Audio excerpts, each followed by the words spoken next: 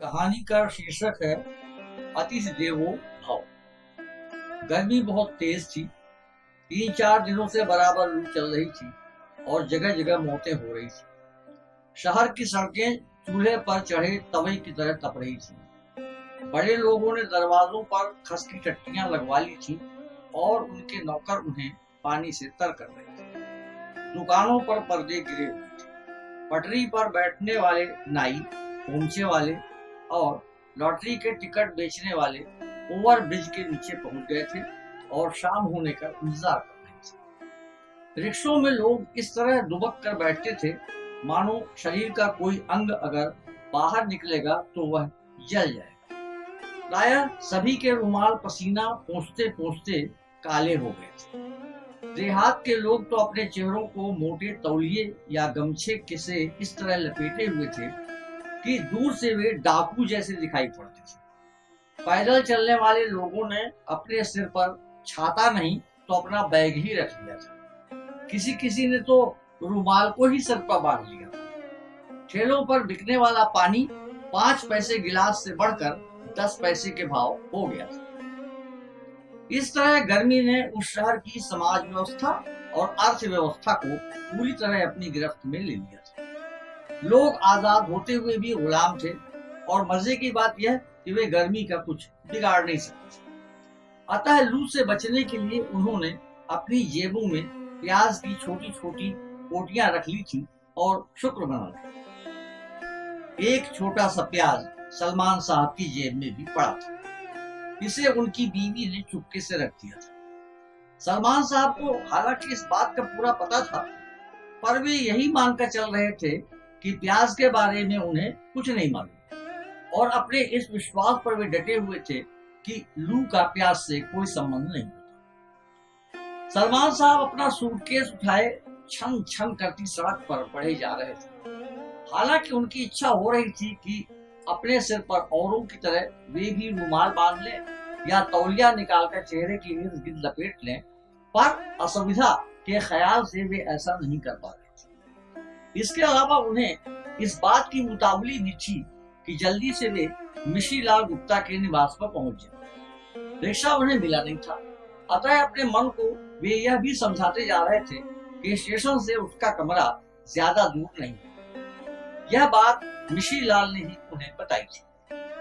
सलमान साहब मिश्री लाल गुप्ता से मिलने पहली बार उस शहर में पहुंचे थे। मकान नंबर तो उन्हें याद था, पर सिचुएशन का पता नहीं था। लेकिन उन्हें पूरा विश्वास था कि वे मिश्री लाल गुप्ता को अवश्य ही ढूंढ लेंगे। मिश्री लाल गुप्ता सलमान साहब के पड़ोस का एक ऐसा लड़का था जो कस्बे भर में अपने क्रांतिकारी विचारों के कारण मशहूर था।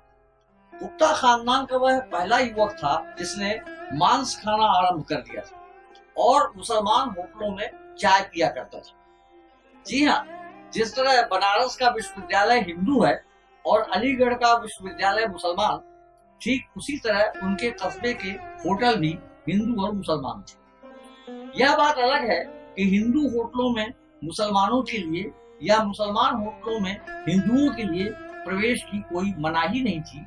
फिर भी जो धार्मिक लोग थे वे इसे बुरा समझा करते थे। सलमान साहब के पड़ोसी सकी साहब हमेशा मुसलमान हलवाई के यहाँ से ही मिठाई मंगवाते थे, क्योंकि शिवचरण हलवाई जो था वह स्ट्रेंजर से नहीं रहता था। उस कस्बे में उन दिनों एक ही स्कूल था और वहां सबको अनिवार्य रूप से संस्कृत पढ़नी पड़ती थी। अतः सलमान साहब ने भी रामा रामाऊ रामा पढ़ा और नतीजा यह निकला कि वे उर्दू नहीं पढ़ सके। जैसे मिश्री लाल के बाबा गिरधारी लाल गुप्ता अपने जमाने में सिर्फ उर्दू ही पढ़ सके थे, संस्कृत सीखने का मौका उन्हें नहीं मिला था। एक तो वैश्य, दूसरे मदरसे में उसका प्रबंध नहीं था। सो इसी किस्म की मजबूरियों ने सलमान साहब से संस्कृत पढ़वाई और जब वे उच्च शिक्षा के लिए शहर पहुंचे तो वहां भी उन्होंने संस्कृत ही पढ़ी। उन्हें विश्वास था कि एमए करने के बाद वे कहीं न कहीं संस्कृत के लेक्चरर हो जाएंगे, पर ऐसा नहीं। और अब वे अपने ही कस्बे के नए नए खुले इस्लामिया मिडिल स्कूल में हिस्ट्री पढ़ाने लगे थे। मिश्री लाल जिन दिनों इंटर कर रहा था सलमान साहब ने उसे सुबह शाम संस्कृत पढ़ाई थी, अतः वह उन्हें अपना गुरु मानता था और उनके चरण छूता था। अब वह बीए कर चुका था और किसी कंपटीशन की तैयारी कर रहा था। उसकी प्रबल इच्छा थी कि सलमान साहब जब उसके शहर में आए तो उसके निवास पर अवश्य पधारेंगे। मिशीलाल की इस इच्छा को अनपेक्षित रूप से पूर्ण करने के लिए ही वे बगैर सूचना दिए उस शहर में पहुंच गए थे और अचानक उसके दरवाजे पर दस्तक देकर उसे चौंका देना चाहते थे। सलमान साहब ने मोहल्ले का नाम याद किया, गोपालगंज। हाँ, यही नाम है। मकान नंबर भी 562, राधा रमन मिश्र का मकान स्टेशन से यही कोई 8 मील पर स्थित। क्यों भाई साहब, गोपालगंज किधर पड़ेगा? उन्होंने एक दुकानदार से पूछा तो पान की पीक थूकने का कष्ट न करते हुए उसने गलगला कर यह बताया कि वे महाशय थोड़ा आगे निकल आए हैं, पीछे मुड़कर बिजली के उस वाले खंभे से सटी हुई गली में घुस जाए। सलमान साहब उसकी दुकान के शेड से जब बाहर निकले तो लू का एक थपेड़ा चट से उनके गाल पर लगा और उन्होंने अपनी एक हथेली कनपटी पर लगा दी। ठीक उसी वक्त उन्हें अपनी जेब में पड़े हुए प्याज का भी ख्याल आया और क्षण भर को वे आश्वस्त हुए। हाँ, यही गली तो है। उन्होंने बिजली के खंभे को ध्यान से देखा और गली में घुस गए। दाहिनी ओर ए ब्लॉक था। सलमान साहब ने सोचा कि बाईं ओर जरूर बी ब्लॉक होगा, पर उधर एच ब्लॉक था। वे और आगे बढ़े, शायद ए वाली साइड में ही आगे चलकर बी पड़े, लेकिन नहीं, जहां ए खत्म हुआ वहां से एम शुरू हो रहा था। बाईं ओर सी था। वे चकरा गए। कहां जाना है? एक सज्जन सड़क पर चारपाई निकालकर उसे पटक रहे थे और नीचे गिरे हुए खटमलों को मार रहे थे। उन्होंने उनकी बेचैनी को शायद भाप लिया। सलमान साहब ने खुद अपने जूते से खटमल के एक बच्चे को मारा और पूछा, यह बी 562 किधर पड़ेगा? ओ, मिश्र जी का मकान, वो पुराने गोपालगंज में। आप इधर से चले जाइए और आगे जाकर मंदिर के पास से दाहिने मुड़ जाइए, वहां किसी से पूछ लीजिएगा। सलमान साहब ने उन्हें धन्यवाद दिया और चल। मंदिर के पास पहुंचकर जब वे दाहिनी ओर मुड़े तो उन्होंने देखा कि पीछे 4-5 भैंसें बंधी हुई हैं और एक लड़की अपने बरामदे में खड़ी होकर दूर जा रहे चूड़ी वाले को बुला रही। पुराना गोपालगंज क्या यही है? उन्होंने उस लड़की से ही जानकारी लेनी चाहिए, पर उसने उनकी ओर कोई ध्यान नहीं दिया। उसका सारा ध्यान चूड़ी वाले के ठेले पर लगा हुआ था। सलमान साहब आगे बढ़े। थोड़ा और आगे जाने पर पुराने ढंग के ऊंचे ऊंचे मकान उन्हें दिखाई पड़े, जिनकी छाया में उस इलाके की सकरी सड़कें अपेक्षाकृत काफी ठंडी थी और नंग धड़ंग बच्चे उन पर उछल रहे थे। सलमान साहब का मन हुआ कि यहाँ वे क्षण भर के लिए खड़े हो जाएं, पर अपने विचार का उन्होंने तुरंत ही परित्याग किया और चल पड़े। सामने एक लड़का दौड़ा आ रहा था। उसके पीछे पीछे एक मोटा सा चूहा घिसता आ रहा। लड़के ने चूहे की पूंछ में सुतली बांध दी थी और उसका एक छोर थामे हुए थे। सलमान साहब को देखकर जैसी कि उन्हें उम्मीद थी, वह बिल्कुल नहीं ठिठका और उनकी बगल से भागने के चक्कर में उनसे टकरा गया। ये बी 562 किधर है जी? तुम्हें पता है? मिश्र जी का मकान। लड़के ने उनकी ओर उड़ती सी नजर डाली और एक मकान की ओर संकेत करता हुआ भाग गया। उसके पीछे पीछे चूहा भी खिसकता हुआ चला गया। सलमान साहब ने एक ठंडी सांस ली और उस विशालकाय इमारत के सामने जाकर खड़े हुए। वहां बाहर ही 2 औरतें चारपाई पर बैठी थी और पंजाब समस्या को अपने ढंग से हल करने में लगी थी। अरे बिट्टन के अम्मा, वो तो भाग बनाओ कि हम हिंदुस्तान में, पंजाब में होती तो न जाने क्या गत हुई होती। राधा चरण मिश्र जी का मकान यही है। स्त्रियां चारपाई में बैठी थी, जबकि सलमान साहब ने सोचा था कि वह उठ खड़ी होंगी जैसा कि उनके कस्बे में होता है, लेकिन ये तो शहर है। मिश्र जी यहाँ नहीं रहते, वे जवाहर नगर में रहते हैं। यहाँ सिर्फ उनकी किराएदार रहते हैं। एक स्त्री ने उन्हें जानकारी दी और खामोश हो गई। क्या काम है? दूसरी ने पूछा और अपना सिर खुजाने लगी। उनके मकान में एक लड़का रहता है, मिशीलाल गुप्ता, उसी से मिलना था। ऊपर चले जाइए। सीढ़ी चढ़कर दूसरा कमरा उन्हीं का। उस सिर खुजलाने वाली औरत ने बताया और खड़ी हो। सलमान साहब भीतर घुस गए। वहां अंधेरा था और सीढ़ी नजर नहीं आ रही थी। थोड़ी देर तक खड़े रहने के बाद उन्हें कोने में एक नल दिखाई पड़ा। फिर सीढ़ी भी दिखने लगी और वे संभल संभल कर ऊपर चढ़ने लगे। इस बीच उन्होंने अनुमान लगाया कि मिशीलाल सो रहा हो और दरवाजा खटखटाकर उसे जगाना पड़ा। वह हड़बड़ा कर उठेगा और सिटकिनी खोलकर आंखें मलते हुए बाहर देखेगा। फिर सामने उन्हें पाकर चरणों पर झुक जाएगा। कौन? सीढ़ियां खत्म होते ही उस पार से किसी स्त्री का प्रश्न सुनाई पड़ा और वे ठिठक गए। मिशीलाल जी हैं क्या? थोड़ा ठहरिए, उस स्त्री ने जरा सख्ती के साथ कहा और सलमान साहब को लगा कि स्त्री किसी महत्वपूर्ण काम में लगी हुई है। वे बिना किवाड़ों वाले उस द्वार के इस पार खड़े हो गए और कुछ सोचने लगे। तभी उन्होंने देखा कि एक अधेड़ वय की गोरी सी औरत मात्र पेटीकोट और ब्रेसियर पहने बरामदे से भागकर सामने वाली कोठरी में घुस गई और जल्दी से साड़ी लपेटकर ब्लाउज का हुक लगाती हुई बाहर निकल गई। आइए, उसने सलमान साहब को पुकारा तो वे इस प्रकार भीतर घुसे जैसे उन्होंने उस स्त्री को अभी थोड़ी देर पहले भीतर घुसते हुए देखा ही नहीं। स्त्री ने भी शायद यही सोचा और इत्मीनान से खड़ी रही। सलमान साहब ने देखा कि बरामदे में बने परनाले के मुहाने पर एक उतरी हुई गीली साड़ी पड़ी है और जय साबुन की गंध पूरे माहौल में भरी हुई है। मिशीलाल जी बगल वाले कमरे में रहते हैं, पर वे हैं नहीं। सुबह से कहीं गए हुए हैं। आप कहाँ से आ रहे हैं? बैठिए। स्त्री ने अत्यंत विनम्रता के साथ यह सब कहा और एक बसखट बिछाकर फिर भीतर घुस गई। थोड़ी देर बाद वह एक तश्तरी में गुड़ और गिलास में पानी लिए हुए बाहर आई और बसखट पर तश्तरी रखकर खड़ी हुई। पानी पीजिए, आज गर्मी बहुत है। इतना कहकर उसने अपनी उतारी हुई साड़ी को देखा और न जाने क्या सोचकर पानी नीचे रखकर फिर भीतर घुस गई। अब की वह ताड़ का एक पंखा लेकर लौटी और उसे भी बसखट पर रख दिया। सलमान साहब ने गुड़ खाया, पानी पिया और पंखा लेकर उसे हल्के हल्के डुलाने लगे। मिशीलाल कहीं बाहर तो नहीं चला गया है? बाहर तो नहीं गए हैं, शहर में ही होंगे, कहीं पिक्चर गए होंगे या किसी दोस्त के यहाँ चले गए होंगे। रोज तो कमरे में ही रहते थे, आज ही निकले हैं बाहर। सलमान साहब ने घड़ी देखी, 3 बज रहे थे। उन्होंने थकान का अनुभव किया और बसखट पर थोड़ा पसर गए। स्त्री फिर भीतर से तकिया ले, आप थोड़ा आराम कर लें, गुप्ता जी शाम तक तो आ ही जाएंगे।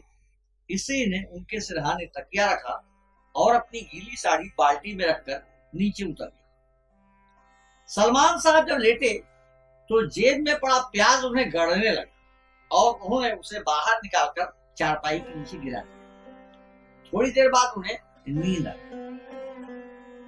नींद में उन्होंने सपना देखा कि उनके स्कूल में मास्टरों के बीच झगड़ा हो गया है और पीटी टीचर सत्यनारायण यादव को हेड मास्टर साहब बुरी तरह डांट रहे हैं। सलमान साहब उनका पक्ष लेकर आगे बढ़ते हैं तो सारे मास्टर उन पर टूट पड़ते हैं। उनकी नींद टूट जाती है, वे उठकर बैठ जाते हैं। लगता है रात हो गई है। भीतर एक मटमैला सा बल्ब जल रहा है जिसकी रोशनी बरामदे में भी आ रही है। बरामदे में कोई बल्ब नहीं। भीतर से आने वाली रोशनी के उस चौकोर से टुकड़े में ही एक स्टोव जल रहा है और स्त्री सब्जी छौंक रही है। जहां दोपहर में जय साबुन की गंध भरी हुई थी, वहीं अब जीरे की महक उड़ रही है। मिशीलाल नहीं आया अभी तक। अरे अब हम क्या बताएं कि आज वे कहाँ चले गए। रोजाना तो कमरे में ही घुसे रहते थे। उस स्त्री ने चिंतित मन से कहा और स्टील के एक गिलास में पहले से तैयार की गई चाय लेकर उनके सामने खड़ी हो गई। अरे आपने क्यों कष्ट किया? इसमें कष्ट की क्या बात है, चाय तो बनती ही है शाम को। सलमान साहब ने गिलास थाम लिया। स्त्री स्टोव की ओर मुड़ी। तभी एक सद्य स्नात सज्जन कमर में गमछा लपेटे जनेऊ उबलते हुए सीढ़ियां चढ़कर ऊपर आए और कमरे में घुसकर हनुमान चालीसा का पाठ करते। सीरे की महक के साथ साथ अब अगरबत्ती की महक भी वातावरण में तिरने लगी। सलमान साहब ने भीतर झांक कर देखा तो पाया कि उस कमरे में पूरी गृहस्थी अत्यंत सलीके के साथ सजी हुई थी और दीवारों पर राम, कृष्ण, हनुमान, शंकर, पार्वती, लक्ष्मी और गणेश आदि विभिन्न देवी देवताओं के फोटो लगे हुए थे। वहीं एक और लकड़ी की एक तख्ती लगी थी जिस पर लिखा था Ram Manohar Pandey, assistant telephone operator. वे सज्जन अपने दाहिने हाथ में अगरबत्ती लिए बाएं हाथ से दाहिने हाथ की टिहुनी थामे सभी तस्वीरों को सुगंधित धूप से सुवासित कर रहे थे और बीच बीच में गीता के कुछ श्लोक भी सही गलत उच्चारण के साथ बोल जाते थे। छत पर एक गंदा सा पंखा अत्यंत धीमी चाल से डोल रहा था। स्त्री ने सब्जी पका ली थी और अब वह रोटियां बना रही थी। सलमान साहब की इच्छा हुई कि अब वे वहां से चल और किसी होटल में ठहर जाए। सुबह आकर मिश्री लाल से मिल लेंगे क्योंकि रात काफी होती जा रही है और उसका अभी तक पता नहीं। वे खड़े हो, मैं अब चलता, कल सवेरे आकर मिल लूंगा। उन्होंने अपना बैग उठा लिया। कहाँ जाएंगे? स्त्री ने उनसे सीधा सवाल किया और पीछे मुड़कर उनकी ओर ताकने लगी। किसी होटल में रुकूंगा। क्यों भाई साहब, होटल में क्यों रुकिएगा? क्या यहाँ जगह नहीं है? खाना तैयार हो गया है, खा लीजिए और छत पर चलकर लेटिए। रात में गुप्ता जी आ ही जाएंगे और अगर न भी आए तो सुबह चले जाइएगा। इस टाइम तो मैं आपको न जाने दूंगी। आइए, जूता उता उतारिए और हाथ मुंह धोकर खाने बैठिए। नहीं भाभी जी, आप क्यों कष्ट उठाती हैं? उस स्त्री को अब भाभी कहने में कोई हर्ज नहीं लगा। सलमान साहब, कष्ट की क्या बात है, आइए खाना खाइए। सलमान साहब विवश हो गए। उन्होंने जूते उतारे और हाथ मुंह धोकर खड़े हुए। अब तक पांडे जी अपनी पूजा आराधना से खाली हो गए थे और भीतर बिछी चौकी पर बैठकर कुछ कागज पत्थर देख रहे थे। सलमान साहब को उनसे नमस्कार करने तक का मौका अभी नहीं मिला था। यह उन्हें बहुत खल रहा था, लेकिन अब इतनी देर बाद नमस्कार करने का कोई औचित्य भी नहीं था। इसलिए उन्होंने सीधे सीधे बात करने की कोशिश की। भाई साहब, आप भी उठिए। नहीं, आप खाइए, मैं थोड़ी देर बाद भोजन करूंगा। उन्होंने तनिक शुष्क स्वर में सलमान साहब को उत्तर दिया और बगैर उनकी ओर देखे अपने कागज पत्तर में उलझे थे। आप बैठिए, दिन भर के भूखे प्यासे होंगे, वे बाद में खा लेंगे। दफ्तर से आकर उन्होंने थोड़ा नाश्ता भी लिया है। आप तो सो रहे थे। स्त्री ने एक बार फिर उनसे आग्रह किया और पीढ़ा रखकर थाली लगा दी। लोटे में पानी और गिलास रख दिया। सलमान साहब बैठ गए। वे भीतर से बहुत आह्लादित थे। उनके कस्बे में ऐसा नहीं हो सकता कि बगैर जाति धर्म की जानकारी किए कोई ब्राह्मण किसी को अपने चौके में बैठाकर खाना खिलाए, लेकिन शहर में ऐसा हो सकता है। यद्यपि यह कोई बड़ा शहर नहीं है और यहाँ के लोग भी बहुत कुछ ग्रामीण संस्कारों वाले हैं, पर है तो आखिर शहर। यहाँ के पढ़े लिखे लोग प्रगतिशील विचारों के होते हैं, उनमें संकीर्णता नहीं होती। वे धर्म प्रवण होते हुए भी रूढ़ धारणाओं से मुक्त होते हैं। सलमान साहब सोच रहे थे और खा रहे थे। उन्हें बैंगन की सब्जी बहुत अच्छी लग रही थी। ताजे आम का अचार यद्यपि पूरा गला नहीं था पर स्वादिष्ट था। रोटियों पर घी भी चिपड़ा हुआ था। ऐसी रोटियां उनके घर में नहीं बनती। वहां तो उल्टे तवे पर बनी हुई विशालकाय और अधस की चपातियां किसी पुराने कपड़े में लिपटी रखी होती है। स्त्री ने एक फूली हुई भाप उड़ाती रोटी उनकी थाली में और डाल दी थी। आप गुप्ता जी के गांव से आए हैं? सलमान साहब ने सिर उठाया। पांडे जी अब कागज पत्रों से खाली हो गए थे और आम काट रहे थे। उनकी आवाज में उसी तरह की शुष्कता विद्यमान थी। जी हाँ, सलमान साहब ने जवाब दिया और अचार उठाकर चाटने लगे।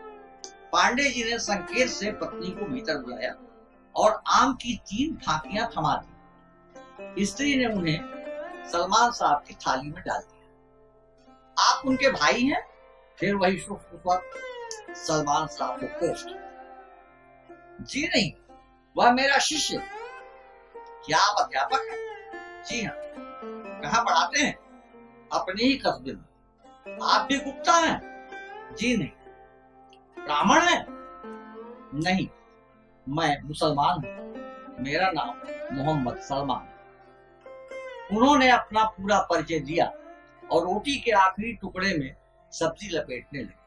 पांडे जी ने अपनी स्त्री की ओर आंखें उठाई तो पाया कि वह खुद उनकी ओर देख रही थी।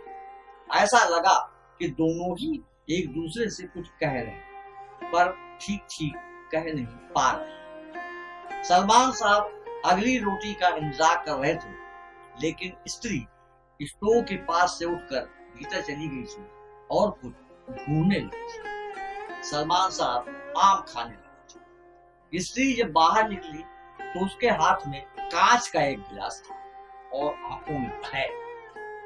उसने सलमान साहब की थाली के पास रखा स्टील का गिलास उठा लिया था और उसकी जगह कांच का गिलास रख दिया था। सलमान को याद आया कि अभी शाम को जिस गिलास में उन्होंने चाय पी थी, जिस थाली में वे खाना खा रहे थे, वह भी स्टील की थी। पल भर के लिए वे चिंतित हुए।